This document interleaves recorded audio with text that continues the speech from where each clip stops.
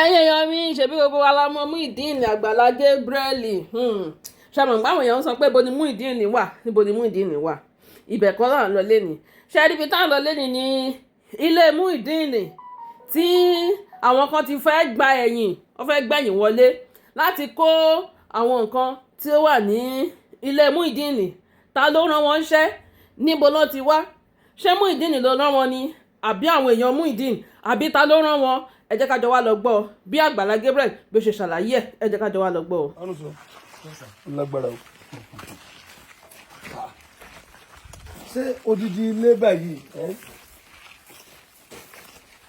wọ́n ti mú ẹni yẹn o torí àná ni mo gbọ́ pé ẹnìkan wá já ilé ìlẹ́yìn ilé ọ̀gá wa ṣẹ́wọ̀n kò sí tí mo lè sọ sí i mo kàn fẹ́ fi ọ̀rọ̀ sí àwọn èèyàn lẹ́nu kí wọ́n sọ̀rọ̀. It is time we decide.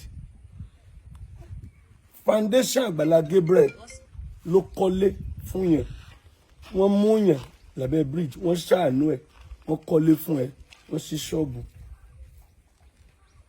kò sówó family ẹni yẹn bẹ̀ foundation a team di àárọ̀ gbogbo wọn ṣì wà lórí fóònù yìí tó máa pè mí wá ní dáadé ẹni sùúrù ọmọ ń tàn sí o so èèyàn wá lè fi lélẹ̀ ó ti ń lọ ọdún kan báyìí ó ti jọ ọdún kan lọ so kò dẹ̀ sí wáìfù wọn náà mọ̀ ń bíbá so náà wọ́n wá já ilé wọ́n ti mú ẹni àbí wọ́n lẹ́gbọ́n ti mú ẹni àbí wọ́n mú ẹni yẹn wọ́n dẹ̀ ti lọ lọ́ọ̀kẹ́ torí wọ́n ká ẹnìkan tó wá síbí ẹni yẹn ibi iná já ẹwọ nǹkan ibi ni wọ́n já ibi ni wọ́n já so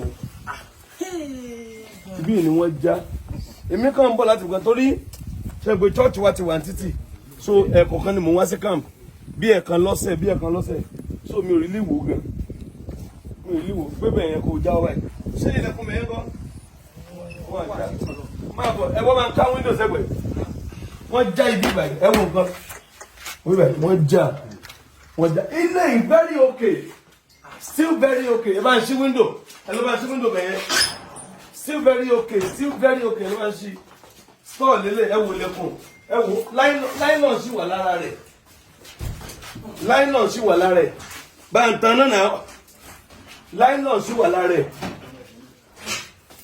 ẹ wò nǹkan nylon sì wà lára lẹ́kùn gan ilé òtí ẹ̀ tí mọ̀ kan ń lò ń gan ẹ wò nylon sì wà lára ẹ wò nǹkan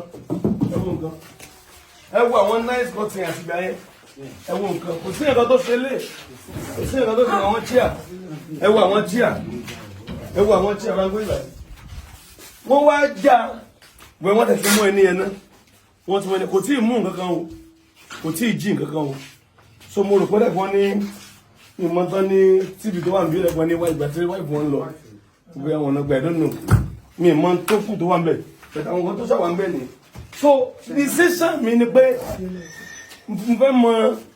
mo fẹ́ mọ opinion ẹ̀yin tẹ́ ẹ kọ́ ni ẹ̀yin foundation wa ẹ̀yin Agbala Gabriel kì í ṣe woro sí woro ẹ̀yin foundation Agbala Gabriel come and see the bedroom come bed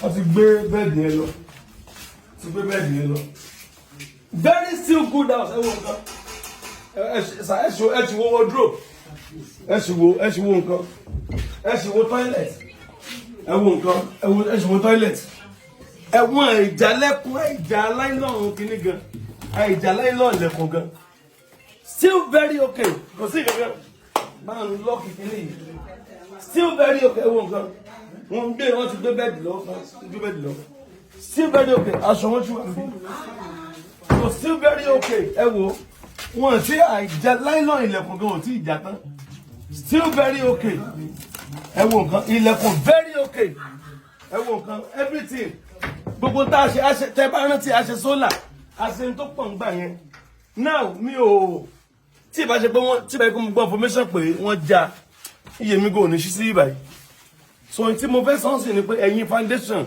ẹ decide ẹ̀yin lẹ kọ́lé fún yàn ẹ decide ẹ má ọ̀rọ̀ tẹ bá máa tẹ̀ ẹ má jẹ́ pọ̀ ẹ decide ẹ pè mí ẹ pè mí 07054 900 751 ẹ pè mí decision ni ẹ̀yin lẹ kọ́lé fún yín, èmi ni mo fún nílẹ̀, èmi mo fún ẹni ẹ nílẹ̀, ẹ̀yin lẹ kọ́lé fún yín. En tá lọ mú lábẹ́ bridge mo wá ń kọ́bọ̀ débí nípa orí ọ̀fẹ́ Jésù.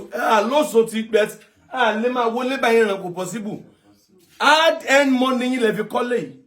Owó ògùn yín, owó sẹ́yìn, owó òtútù, owó nùrùn lẹ fi kọ́lé yìí. Lè máa wòran. Àwọn kan wà wọ́n ń sun abẹ́ bridge lọ́wọ́. Àwọn kan wà ní church tẹ́ pé wọ́n nílé. Ilé tí mo fún yẹn bí tó mélòó? Ilé tí mo fún yẹn bí tó mélòó? Kì í sọ̀rọ̀ 30 ilé láì wá sórí afẹ́fẹ́. Mo ti fún yẹn lé lọ́dún yìí bí 30 rooms tí a kọ́ sínú kámpù. Àwọn yẹn sì wà tí wọ́n nílé. So lè máa wòran mi no. Yàtọ̀ sí ẹ̀kọ́ fáwọn èèyàn. Yàtọ̀ sí ẹ̀kọ́ fáwọn èèyàn. Ẹ wo kọ́tì, ẹ wo nǹkan. Still nice till today. Kò sí nǹkan kan. Gbogbo ẹ̀ ló sì wà pa. Sólà yẹn dà, sólà sì wà ń bẹ̀. Sólà sì wà ń bẹ̀. Sólà sì wà ń bẹ̀.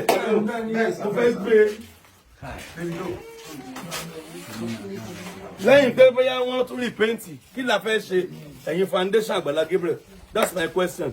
Ọlọ́run bless gbogbo wa, gbogbo àlà ń gbé ṣọ́ọ̀ṣì rèé, ọ́fíìsì rèé, ilé ní ohun títì, church ní ẹnu títì, ilé ọ̀fẹ́, ilé arúgbó wà, ilé free school wà, ibẹ̀ mo ti ń bọ̀ yìí. Mo kọ́lé fárúgbó, mo kọ́ fọ́mọdé. Bet lè wo ilé ìran. Àwọn ọmọ bàbá yìí náà látìgbà tí bàbá ti kú wọn wá sílé bàbá sún èbèbè òní ẹlẹgbẹmẹ so méjèèjì yẹn nìkan náà ni. So kí la decide ẹ̀yin tá ẹ kọ́ decide. I have no decision. Decide. Ilé ti pé ọdún kan lè máa wọlé ìran báyìí. Lè máa wọlé ìran báyìí. Èmi ni mò ń sọ̀rọ̀ yìí. Agbala Gabriel ló ń sọ̀rọ̀ yìí. Lè máa wọlé ìran. Ilé ti pé ọdún kan lè máa wọlé. Decide. Àwọn èèyàn pọ̀ tí wọ́n nílé lórí. Ilé ò lè wà báyìí. Tí ilé bá wà báyìí tí òsẹ́ni tó wà ń bẹ̀ kò ní pẹ́ wó, kò ní pẹ́ fún ìdànù. Ó dẹ̀ ti ń yọ eruku nínú ilé. Please ojú òní jẹ́ wo jẹ́ ń wo ẹ̀gbẹ́.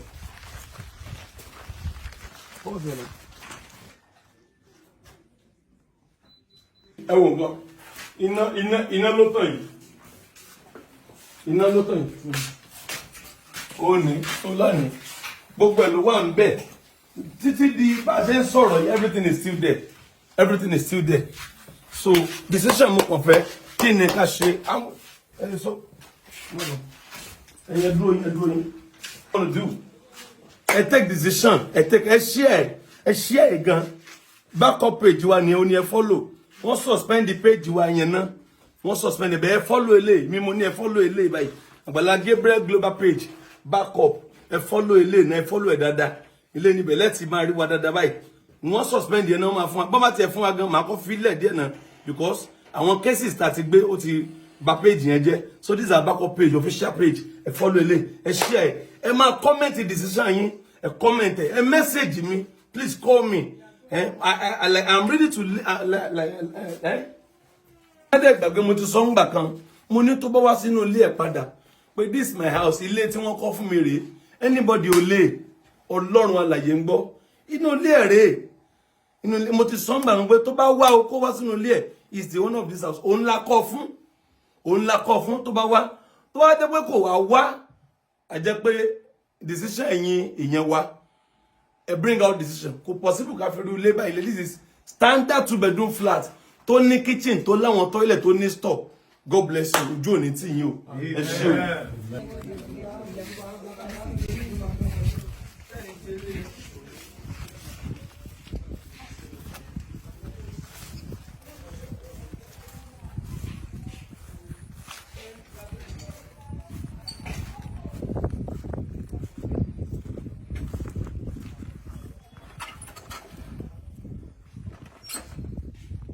Fojú kan fídíò yìí ṣe kinní kan kọ́kọ́ máa ṣí ẹ̀ náà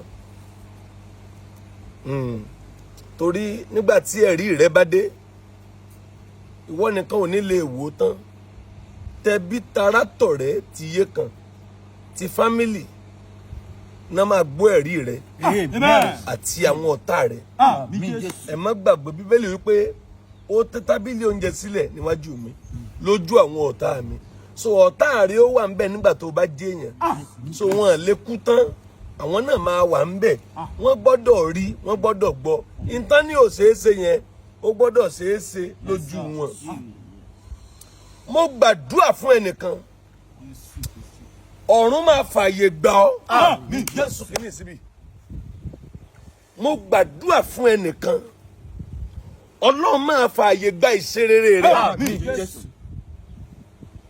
Àwọn ọmọ wòlíì ké bá Elisha 2 Kings 6 ọ̀gá ibi àwàyè ó há fún wa àwa náà fẹ́ lómìnira ibi àdìọ́mọ́ ibi ayé rẹ wà lórúkọ Jésù ó máa gba ìtúsílẹ̀. Àmín Jésù. Níbi tí a dì ọ́ mọ́ ibi a dé ògo mọ́ ibi a dé àṣeyọrí ẹ mọ́ níbi tá a dé àti jẹ́ èèyàn rẹ mọ́ bó o ṣe sàmì tó le gba ìtúsílẹ̀. Àmín Jésù.